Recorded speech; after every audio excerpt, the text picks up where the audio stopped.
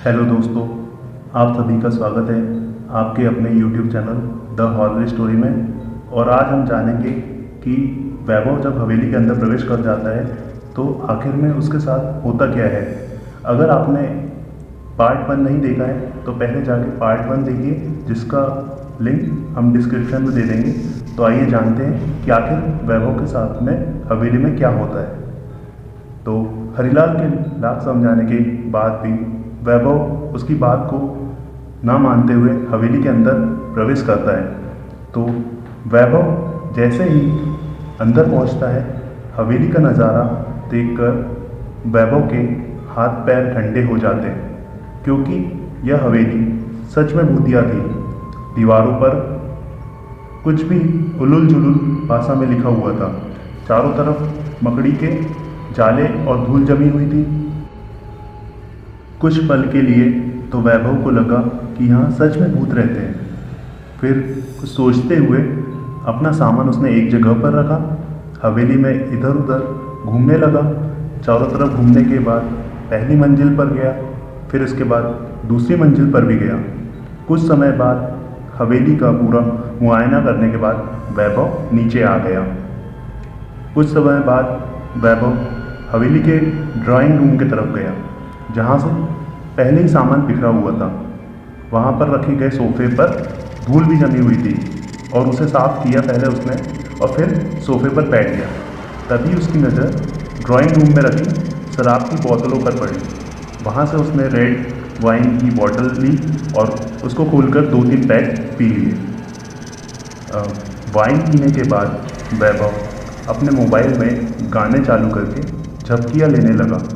जैसे ही झपकियाँ लेने लगा तो दूसरी मंजिल से फ्लावर पॉट नीचे फेंका गया। फर्श पर गिरते ही फ्लावर पॉट टूटकर बिखर गया। तो जैसे ही फ्लावर पॉट के टूटने की आवाज़ आई, वैभव डर गया और झट से खड़ा हो गया। तभी ड्राइंग रूम का बल्ब बंद चालू होने लगा। इसके साथ ही पूरी हवेली के बल्ब एक साथ चालू बंद होने लगे, जिनको देखकर वैभव बुरी तरह डर गया और डर के मारे पूरे शरीर से पसीना निकलने लगा और उसका बदन पूरा भीग गया। और अचानक से सब शांत हो गया, मानो जैसे कुछ हुआ ही ना हो। वैभव डर के मारे अपने आप को संभालते हुए कांपती आवाज़ में बोला, कौन है? कौन है वहाँ? मैं पूछता हूँ कौन है?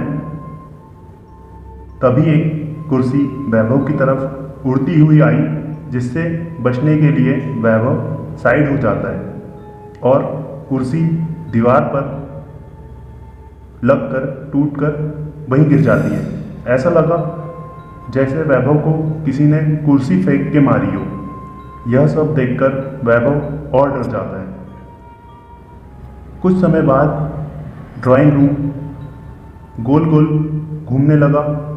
अब वैभव समझ ही नहीं पा रहा और डर के मारे चिल्लाए जा रहा था, लेकिन वैभव की आवाज़ हवेली की चारदीवारी के बाहर जा ही नहीं रही थी। डर के मारे वैभव बेहोश होकर वहीं गिर गया और अचानक से एक फ्लावर पॉट वैभव के सिर में आकर लगा, जिससे वैभव के सिर से खून निकलने लगा और वैभव खून से पूरा लथपथ हो गया। कुछ घंटे बाद वैभव को होश आया और जैसे ही उसने घड़ी देखी तो रात के 12 बज चुके थे। वैभव डर के मारे कांपता हुआ अपना सामान वहीं छोड़ा और सबसे पहले भागने लगा और दरवाजे की तरफ गया। वैभव के दरवाजे के पास पहुंचने से पहले ही दरवाज़ा धड़ाम से बंद हो गया। वैभव ने पूरी ताकत से दरवाज़ा खोलने की कोशिश की, लेकिन उससे दरवाज़ा खुला नहीं। वैभव चिल्लाने लगा, प्लीज़ मेरी मदद करो, मुझे बचाओ। लेकिन वैभव की सभी कोशिशें बेकार थी। वैभव हिम्मत करके जोर से बोला, कौन है? सामने आओ। मैं पूछता हूँ कौन है? सामने आओ। तभी वैभव के सामने 6-7 फुट लंबा एक काला साया जो कि भूत के समान था उसके सामने खड़ा हो गया, जिसकी लाल सुर्ख आंखें आग के समान थी। उसका भयानक डरावना काला चेहरा जिसको देखकर कोई भी उसके सामने खड़ा होने की हिम्मत ना कर पाए। उसके बड़े घुंघराले बाल थे। वो बिना पैरों का काला साया जमीन से 5 फुट ऊपर हवा में घूम रहा था, जिसको देखते ही वैभव का गला सूखने लगा। पूरा शरीर पसीने से तरबतर हो गया था। वैभव ने पूछा, कौन हो तुम? मुझे क्यों मारना चाहते हो? आखिर मैंने तुम्हारा क्या नुकसान किया है? तो वह काला साया बोला, तुमने हवेली में आकर बहुत बड़ी गलती की है। अब तुम जिंदा नहीं बचोगे। मैं सबको मार दूंगा, किसी को भी यहाँ नहीं रहने दूंगा। वैभव, आखिर तुम क्यों सबको मारना चाहते हो? इस हवेली में ऐसा क्या है जिसके लिए तुम सभी की जान लेना चाहते हो? तो वह साया बोला, कई साल पहले इसी हवेली के मालिक ने किसी गलती के लिए मुझे तड़पा तड़पा कर मार दिया था और इसी हवेली में मुझे दफना दिया था। तो मेरी आत्मा हवेली में ही कैद हो गई, क्योंकि यहीं पर मेरा खून हुआ और यहीं मुझे दफना दिया गया। अब मैं किसी को भी इस हवेली में नहीं रहने दूंगा। जैसे मुझे तड़पा तड़पा कर मारा गया, वैसे ही मैं सभी को तड़पा तड़पा कर मार दूंगा। अब तुम भी मरने के लिए तैयार हो जाओ। कुछ ही समय में वह भूत और भी भयानक हो गया। हवेली में चारों तरफ घूमने लगा, कभी वैभव के आगे, कभी वैभव के पीछे। वैभव को वह भूत बुरी तरह डराने लगा। तभी वैभव ने पुजारी जी द्वारा दिए गए अभिमंत्रित राख को जेब से निकाला और भूत के पास आने का इंतजार करने लगा। जैसे ही वह काला साया वैभव के पास आया तो तुरंत ही वैभव ने वह अभिमंत्रित राख भूत पर फेंक दी। अभिमंत्रित राख के गिरते ही भूत अचानक आग में जलने लगा और जलकर भस्म हो गया। अब उसकी आत्मा हवेली को छोड़कर अपनी अलौकिक दुनिया में जा चुकी थी।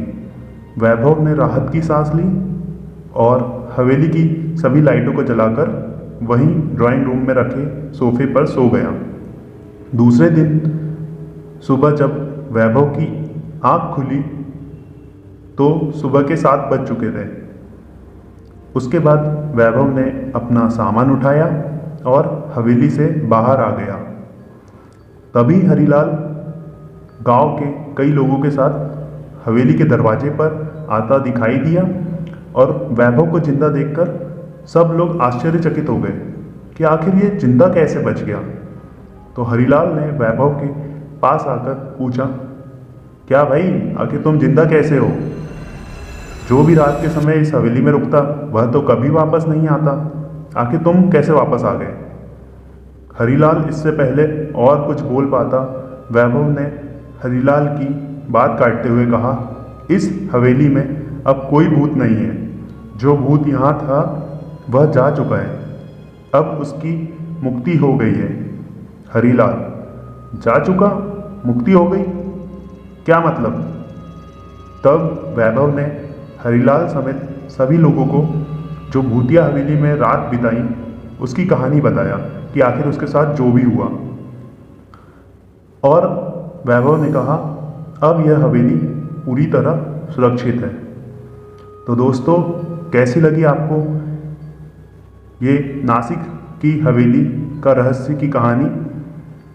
अगर आपको पसंद आई हो तो इस कहानी को लाइक करें, इस वीडियो को शेयर करें और चैनल को सब्सक्राइब करें और आगे ही ऐसे वीडियो को सुनने के लिए हमारे चैनल के साथ बने रहें। और अगर आपके पास ऐसी कोई कहानी है तो हमें हमारे जीमेल पे या हमारे इंस्टाग्राम आईडी पर भेजें, ताकि हम अगली वीडियो में आपकी कहानी शेयर करेंगे और उस पर वीडियो बनाएंगे। धन्यवाद।